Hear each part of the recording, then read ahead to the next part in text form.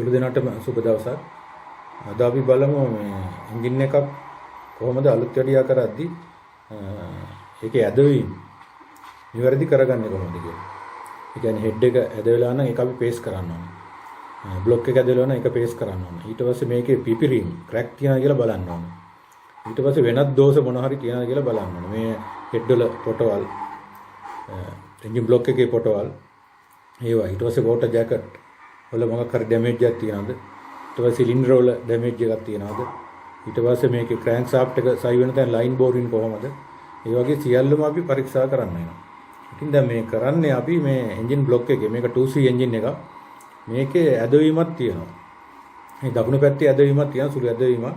එතකොට ඒක තමයි අපි මේ අලුත් වැඩියා කරන්නේ. ඒක දැන් ග්‍රයින්ඩ් කරනවා අපි. ඒ ඇදේ ඉවත් කරන්න. එතකොට මේ ටෙක්නීෂියන් මේක දැන් සකස් කරමින් ඉන්නේ.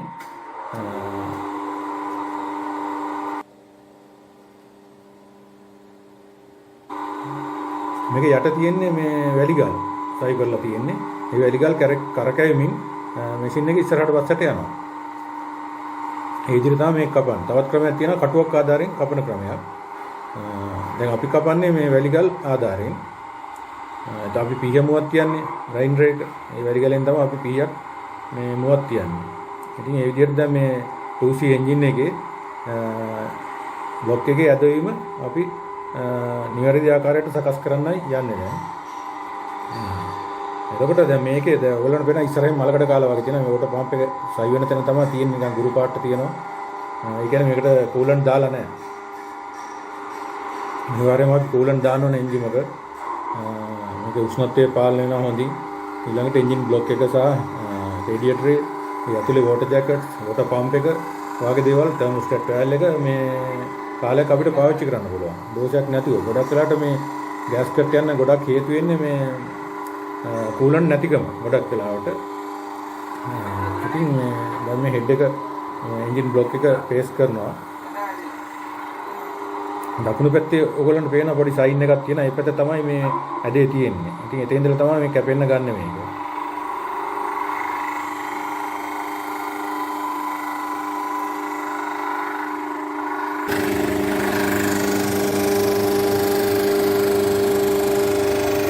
කුලියපිටියේ ජයලත් ඔකෝ ඉංජිනේරින් ආයතනයේ තමයි මේක මේ අලුත් වැඩියා කරන්නේ. මේක කුලියපිටියේ මාදම්පේ පාරේ තියෙන්නේ කුලියපිටිය පොලිසිය අසල. මේකේ IT කරු ඔටෝමොබයිල් කෝස් එකක් කරපෙක් කෙනෙක්. ඒ නිසා උට හොඳ දැනුමක් තියෙනවා මේ එන්ජින් රිපෙයාරින් සම්බන්ධව. ඉතින් මගේ වැඩ ගොඩක් කරන්න මම මෙතනින්.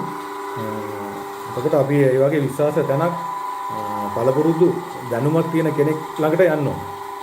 මේ එන්ජිම අත්වශයෙන්ම මේ හරියට කරගත්තේ නැත්නම් අපිට ලොකු වියදමක් කියලා නැවත ආයෙ රිපෙයාර් කරන්න ගියොත් එහෙම නැත්නම් අලුත් එන්ජිමක් අපිට සවි කරන්න ගියොත් ලොකු වියදමක් යනවා. ඉතින් අපි මේ එකපාරින්ම මේක ගෑස් කට් දාලා සියලු අලුත් වැඩියාවක් කරගෙන එන්ජිමට මේ වාහනයට සවි කරගන්න ඕනේ. ඉතින් මේ ආයතනය ගැන මට අත්වශයෙන්ම පැහැදීමක් ඇති වුණා. මේක මම වැඩ කීපයක් කළා. මම නිතර යන තැනක් මෙතන.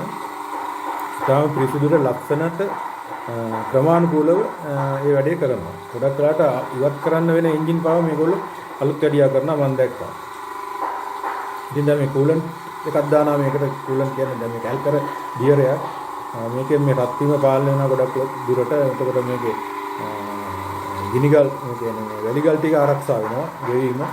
අනිත් පැත්තෙන් ක්ලීන් වෙනවා. ඉතින් ගොඩක් වෙලාට මේක රත් වීම පාලනය කරන් තමයි මේ ඇල්කර ඩියරේ අපි භාවිතා කරන්නේ. මේක ලේත් මැෂින් වලත් භාවිතා කරනවා. එතකොට එන්ජින් බ්ලොක් වෙනවා සාමාන්‍යයෙන් සැහැල්ලු වන වලට එනවා දැන් ඇලුමිනියම් වලින්. දැන් මේක ඇවිල්ලා චීන චක්ති.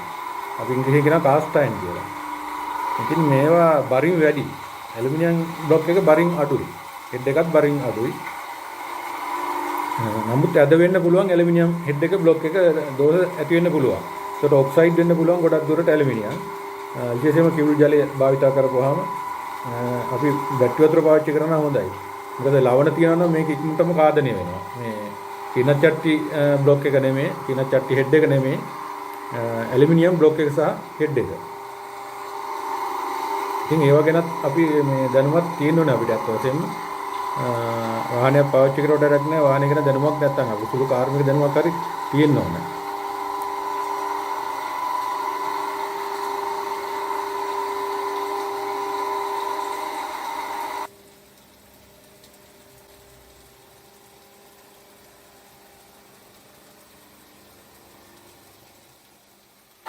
දැන් මේ ඇලුමිනියම් හෙඩ් එකක් මේ පේස්ට් කරනවා. ග්‍රයින්ඩ් කරනවා. මේක අලුත් හෙඩ් එකක්. මේක සාමාන්‍යයෙන් හදලා තියෙන ඇලුමිනියම් ඇලොයි කියන ලෝහයෙන්. ඉතින් මේක අපි ගලවපුවාම පරීක්ෂා කරන්න ඕනේ මේ ක්‍රැක් තියනවාද කියලා.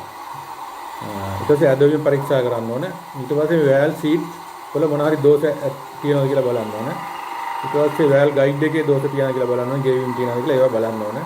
ඒතර මේ දකුණු පැත්තේ වලට වෙන සිදුරු වලින් පේන්නේ මේ තමයි එක්සෝස් මැනිෆෝල්ඩ් එකයි ඉන්ලට් මැනිෆෝල්ඩ් එකයි සවි වෙන තැන.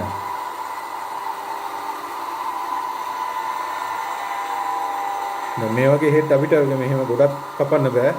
ඒකත් මේ ප්‍රමාණයක් තියෙනවා කපන්න. එතනින් පස්සේ අපිට හෙඩ් එක අයින් කරන්න වෙනවා. බ්ලොක් එක අපිට ගොඩක් කාලයක් පාවිච්චි කරන්න පුළුවන්. ඒක සාමාන්‍යයෙන් ඇදවීම අඩුයි මේ ගොඩක් ලාට ක්‍රැක් තමයි එන්නේ.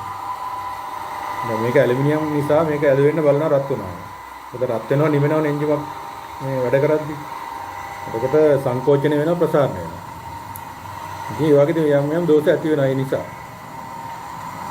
මේක ඕවර්හීට් වුණා. වතුර නැතුව දුවගා ඒකටත් මේ හෙඩ් ඇද වෙනවා පුපුරනවා. ඉතින් අපි සාමාන්‍ය වාහනයක් මේ වතුර නැතුව නතර වුණාම මේ එන්ජිම ස්ටාර්ට් කරලා තමයි වතුර දාන්නේ. ඒකට එන්ජිම නවත්තලා දැම්මොත් මේ ප්‍රසාරණය වෙච්ච එන්ජින් එකට අපි ඇල්ලතුරු දාපුවාම එකපාරට ක්‍රැක් වෙන්න පුළුවන්, ඇද වෙන්න පුළුවන්. ඒ නිසා තමයි කියන්නේ වතුර නැතත් කමන්නේ වාහනේ ස්ටාර්ට් කරලා මේ එන්ජින් එක ස්ටාර්ට් කරලා වතුර දාන්න. ඒකට මේ ගැටලුකාරී තත්ත්වය මතුවෙන්නේ. ඉතින් මුඩිය ගලවද්දි පරිස්සමට ගලවන්න ඕනේ. කාපට් එකක් හරි මොකක් හරි දාලා පාපිස්සක් හරි දාලා ගලවන්න ඕනේ. ගලවගෙන මේ ස්ටාර්ට් කරලා වතුර දාන්න. දැන් මේකේ නම් කූලන්ට් දාලා තියෙන බවක් පේනවා මට. දැන් මේ තියෙන්නේ මේ සිලින්ඩර් හෙඩ් එක මේක චීන චට් එක. කාස්ට් අයන් සිලින්ඩර් හෙඩ් එක. මේක මේ ලොරි එකක් මිස්ටුසි කැන්ටර් ලොරි එක. මේකේ ඕවර්හීට් වෙලා තියෙන්නේ. ඒක වතුර නැතුව දුවලා මේ සිලින්ඩරේ ඇඟිල්ල මෙයා පෙන්වන තැන තමයි ඩැමේජ් වෙලා තියෙන්නේ. ඒ කියන්නේ වලක් වාගේ හැරිලා තියෙනවා මෙතන. මේ සිලින්ඩර් 4 මේ තියෙනවා. ඉතින් මේක ගොඩක් කපන්න වෙනවා. මේ ඒ කියන්නේ ඕවර්හීට් වීම නිසා තමයි මේ වගේ දෝෂ ඇති වෙන්නේ. මේකේ හෙඩ් එකෙත් කූලන්ට් දාලා නැහැ. වෝටර් ජැකට්ස් වල තියෙනවා මේ ගුරු පාට බැඳිලා. මේ තියෙන්නේ ඩැමේජ් එක තමයි. හරියට සිලින්ඩරේ කෙලින් තමයි වෙලා තියෙන්නේ මේක. ඒවා කපලා අපි අයින් කරන්න ඕනේ. හොඳ සර්ෆේස් එකක් මේක ගන්න ඕනේ නැත්නම් ආයෙ ගෑස්කට් යනවා. ඉතින් මේක ටිකක් වෙලා කපන්න වෙනවා. මොකද මේක ගැඹුරට හැරිලා තියෙන නිසා.